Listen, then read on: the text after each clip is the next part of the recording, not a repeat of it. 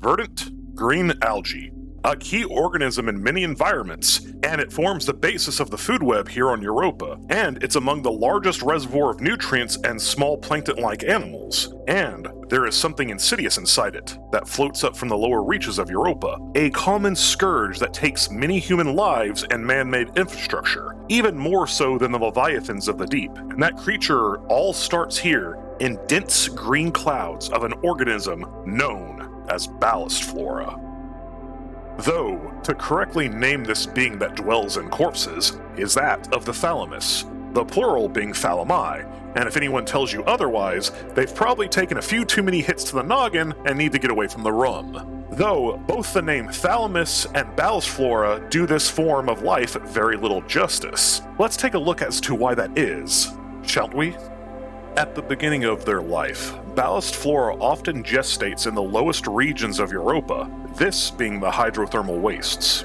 Here, mature thalami are housed in the corpses of various animals and the remains of some of humanity's deepest and most lost missions on Europa, and they live in complete nigh peace in these sturdy homes. And this is where ballast flora begins their lives. As the upper crust on Europa warms, so do the waters below. And deep within these withered husks lie the thalami brains, the coordination and soul of the greater organism, as well the one that gives life to the successive generations. This large coral-like growth consists of a soft and fleshy center with several tubes that run off the main body and many hardened spike-like protrusions with small red growths. These growths are the gestation pods for young ballast flora, each one holding millions of potential new colonies. And it's around this time of year that these polyps will begin to pop or their outer exteriors harden and detach from the brain. Either way, these brainlets find purchase here in the hydrothermal wastes, and many more will find their way into the upper currents of Europa looking for richer waters to colonize. In particular, many find their way to the European Ridge, one of the safest places on Europa, relatively, bustling with life in abundance, especially with human activity. And it is this human activity that has led to an ever-growing presence of thalami in the ridge. Typically, much like the husk in its earliest stages, the thalami brainlets are often eaten while waiting long lengths of time for a sufficient host to pass by and breathe them in. Typically, they would parasitize a passing moloch or other large creature, inhabiting it for years until the creature dies from a lack of nutrition or to a natural cause, which then allows the thalamus to progress into its nesting phase, producing toxins and defenses to define its new home. But something has interrupted this natural causeway of nature, the human submersible. No matter the size or how expensive, the thalamus isn't picky, entering through breaks in the hull or through the ballast system, hence its local name. Once the brainlet has found a suitable shell, often being part of the pumping system, the thalamus will manipulate the mechanism to let in more water, allowing a variety of tiny European life forms into the submarine. And many of these tiny organisms in the European waters have a very strange symbiosis with the thalamus, as once this water and life are drawn in by the thalamus, the brainlet will release a small array of electrical impulses and pheromones into the nearby waters, signaling to the nearby life to start cooperating with the thalamus. Then, as if on cue, various organisms will start to surround the thalamus, becoming an almost makeshift skin for the creature, allowing the once ballast denizen out into its new home. This movement medium is comprised of a thick goo of red hemoglobin and sinew. This allows it to slowly crawl along the wall, allowing the young brainlet to establish new territories. This reaching phase of the thalamus comprises mainly of thin red fleshy vines and 2 footholds of a hard brown substance devoid of any movement that seems to serve mainly as an anchor, and one that's closer to the red flesh of the vines, perhaps serving as a form of transport hub or reservoir for the corralled organisms. The last pseudo-organ that the thalamus uses in this life stage is a dome covered in holes. This is the only defense mechanism that the thalamus has at this phase. This organ is filled with creatures that are forced to secrete an acidic cloud capable of causing severe burns. If the thalamus is successful, the submarine and its expendable crew will be brought down to a desolate grave, but yet one that is fertile for life, that in particular of the thalamus, to grow. This can take years for a full thalamus to develop, even with the ideal corpse of a submarine.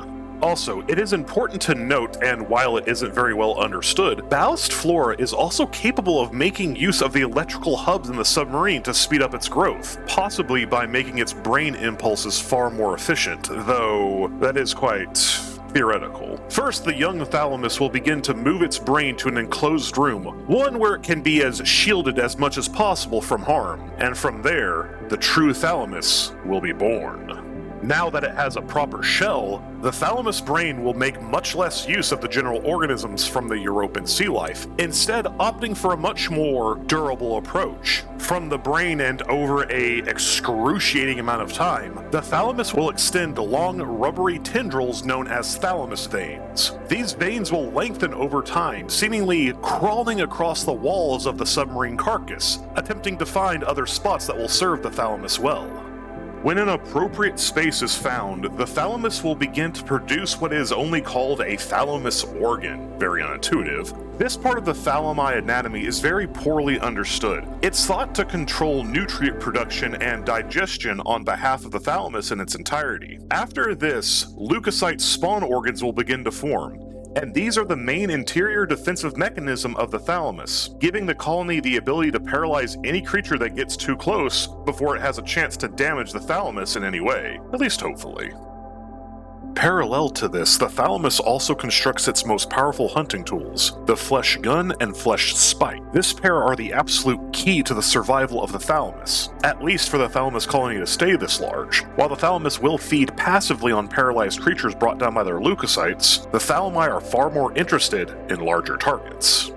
While it has never been witnessed firsthand, this toolkit seems to be only suited to one target. Presumably, a lone Moloch would be caught over the thalamus and would be quickly drugged down by the array of flesh gun anchors, and once tightly bound to the thalamus nest, a spike either stored eternally or quickly hardening material hidden in the flesh gun sacs. This spike skewers the Moloch, tearing right through its shell and flesh, and before it can do anything to resist, the Moloch is slowly cooked from the inside out as its body is flooded with terminal cells, nasty little attack drones of the thalamus that will explode into a cloud of acidic waste when agitated.